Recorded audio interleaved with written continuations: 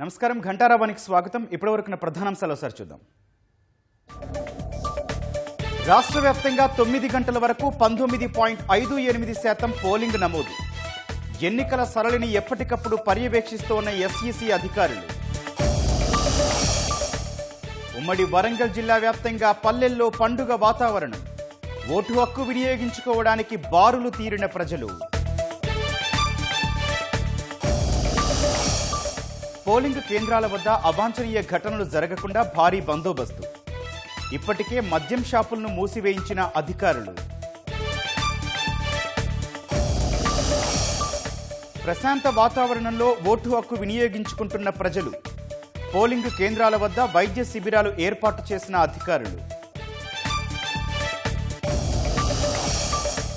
America gold card విక్రయాలను ప్రారంభించిన Trump.